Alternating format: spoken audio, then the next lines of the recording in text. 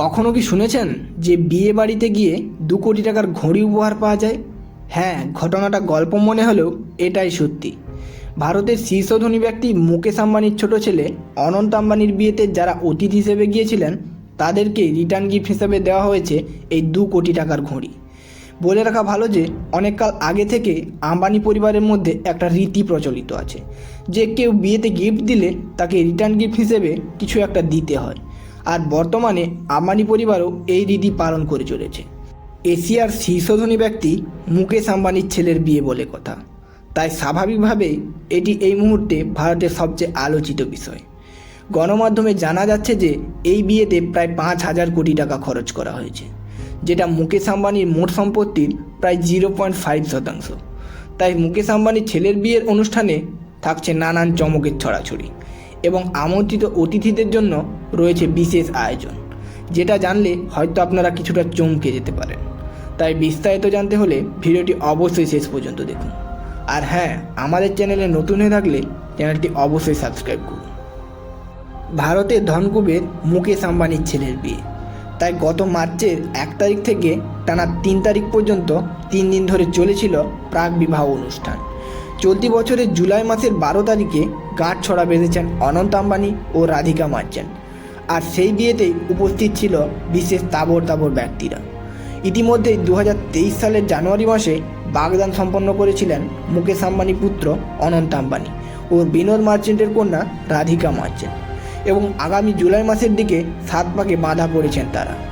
আপনাদের জানিয়ে রাখি যে রিলায়েন্সের কর্তা মুকেশ আম্বানির পরিবারের সূত্রপাত ভারতের গুজরাট রাজ্যে, তাই সাধারণত গুজরাট রাজ্যের জামনগরের বাড়িতে সম্পন্ন হয়েছে প্রাক বিবাহ অনুষ্ঠান। গত 1 মার্চ থেকে 3 মার্চ পর্যন্ত টানা 3 দিন ধরে চলেছিল রাজকীয় উদযাপন। আর এই বিয়ের অনুষ্ঠানে সামিল হয়েছিল অমিতাভ বচ্চন, শাহরুখ খান এবং আমির খানের মতো ফিল্ম ইন্ডাস্ট্রির তারকারা। এছাড়াও এই বিয়েতে অতিথি হয়েছিলেন প্রধানমন্ত্রী নরেন্দ্র মোদী সহ দেশের ক্রীড়া তারকা বিরাট কোহলি, রোহিত শর্মা, MS ধোনির মতো মানুষেরা। সব মিলিয়ে পুরো অনুষ্ঠানকে ঘিরে বিশাল আয়োজন করেছিল গোটা আম্বানি পরিবার। কথায় আছে অতিথি দেবতুল্য, আর সেই দেবতুল্য অতিথিদের আতিথেয়তায় কোনো ত্রুটি রাখতে চান না গৃহস্থের মানুষেরা। আর আম্বানি পরিবারের বিয়েতেও সে কথা আরও একবার প্রমাণ হলো। মুকেশ আম্বানি ও নীতা আম্বানির ছোট ছেলে অনন্ত আম্বানির এই বিবাহ অনুষ্ঠান চলেছিল প্রায় 1 সপ্তাহ ধরে। দেশ বিদেশ থেকে অতিথি অভ্যাগতরা এসে জড়ো হয়েছিল জিওর কনভেনশন সেন্টারে। আর এই মহাবিবাহ অনুষ্ঠানে উপস্থিত থাকার জন্য অনন্ত আম্বানি অতিথিদের উপহার দিয়েছেন বহুমূল্য ঘড়ি, যার বাজার মূল্য প্রায় 2 কোটি টাকা। এছাড়াও যদি আমরা এই মহাবিবাহ অনুষ্ঠানের খাবার দাবারের কথা বলি, তাহলে বলা যায় যে এরকম এলাহি খাবার দাবারের আয়োজন এর আগে হয়তো কোনো বিয়েতেই হয়। মুকেশ আম্বানির পুত্র অনন্ত আম্বানির বিয়ের এমন জমকালো আয়োজনে অতিথিদের জন্য 3 দিন ধরে মোট 2,500 পদের রান্না করা হয়েছে। শোনা যাচ্ছে যে প্রধানমন্ত্রী নরেন্দ্র মোদীর পছন্দের খাবার দিয়েই আপ্যায়ন করা হয়েছে আগত অতিথিদের। এই অনুষ্ঠানের খাবারের বিশেষ তালিকায় থাকছে চাট, কচুরি এবং জিলিপির মতো বিশেষ রকমের খাবার। এবং এইসব খাবার রান্নার জন্য ডাক পেয়েছেন জার্ডিয়ান্স হোটেলের বাবুর্চিরা। সম্প্রতি একটা তথ্য থেকে উঠে আসছে যে ওই হোটেলের ডিরেক্টর প্রবীণ শর্মা জানিয়েছেন যে ওই বিশেষ রকমের পদ রান্নার জন্য ডাকা হয়েছে 65 জন বাবুর্চিকে। এবং ওই বিশেষ ধরনের খাবার ছাড়াও অতিথিদের জন্য রয়েছে জাপানি, থাই, মেক্সিকান ও পার্সি খাবারও।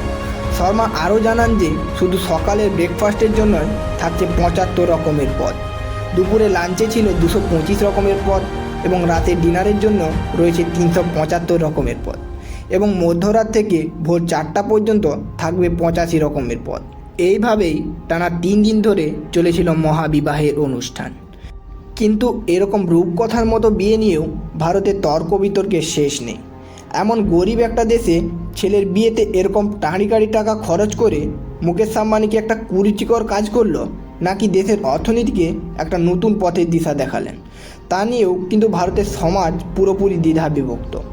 দেশের মানুষজন অনন্ত আম্বানি ও রাধিকা মার্চেন্টের বিয়ে নিয়ে সমালোচনা করছেন যে এই দেশের বহু মানুষ দুবেলা দুমুঠো পেট ভরে খেতে পাচ্ছে না, সেখানে এরকম আচার আচরণ মেনে নেওয়া যায় না। কিন্তু আপনারা যদি সঠিকভাবে বিচার করেন তাহলে দেখতে পাবেন যে ভারতীয়রা নিজেদের ছেলে মেয়ের বিয়েতে প্রাণ ভরে খরচ করতে ভালোবাসে, আর মুকেশ আম্বানি ও নীতা আম্বানি ঠিক তাই করেছেন এবং তাতে দেশের অনেক লোকের রুজি রোজগার হচ্ছে, যদিও এই মত অনেকেই বিশ্বাস করে।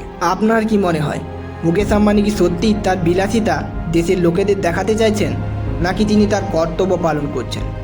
আপনার মতামতটি অবশ্যই কমেন্টে লিখে যান এবং চ্যানেলে নতুন হয়ে থাকলে চ্যানেলটি সাবস্ক্রাইব করতে ভুলবেন না কিন্তু।